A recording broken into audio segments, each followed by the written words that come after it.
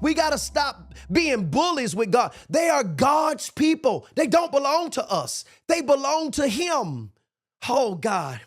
And so we're defaming God's name. We are making God look bad to the people that need him. Our job. So we're on social media platforms. We fail. This is what I meant by they not really street. They not really street. Because in the street, you don't snitch. You don't tell. If you get busted, you got busted. You was on the block by yourself. Do you know those dudes that was with you? I don't know none of them, man. I was just standing there with them, man. Now, I saw you talk. Yeah, I was talking to him, but I don't know what his name is. You just be lying through your teeth.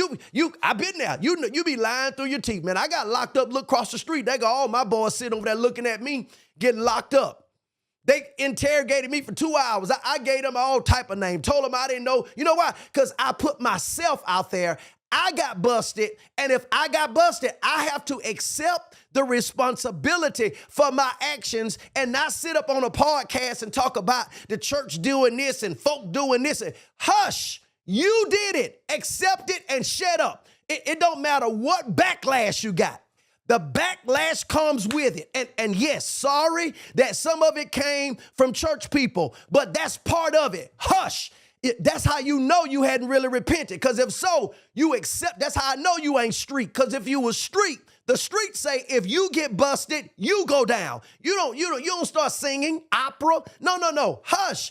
And it makes the church look bad because now you start saying stuff out of your mouth that you shouldn't even say. You start talking about some of the things in the church. Yeah, we are perfect in identity. We're flawed in behavior. So there are some wrong things that happen in the church. But the beautiful thing about God's grace and mercy, just like he does it in your personal life, he covers it in the church too. I'm not talking about bad, not talking about the extremes. I'm not talking about the extremes. But for some reason, we feel like when we've got in trouble, when we've done wrong, when sin has exposed us, now we feel like I'm not going to be out here by myself without telling y'all about some other stuff that's going on. That's not your job. That is not your job.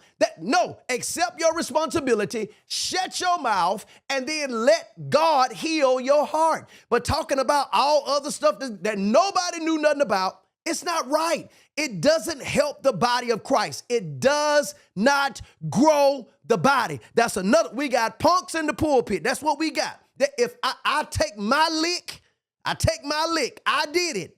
I take my lick and I keep moving.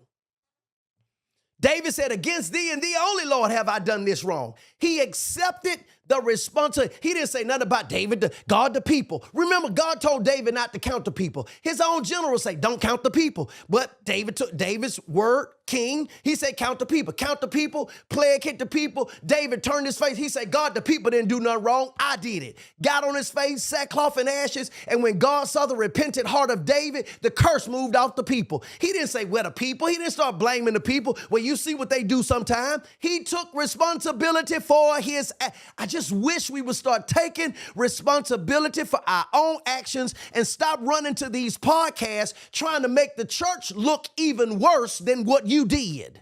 No, that's not right. And somebody got to call it out. It is not right. You did it, brother. Sit in it.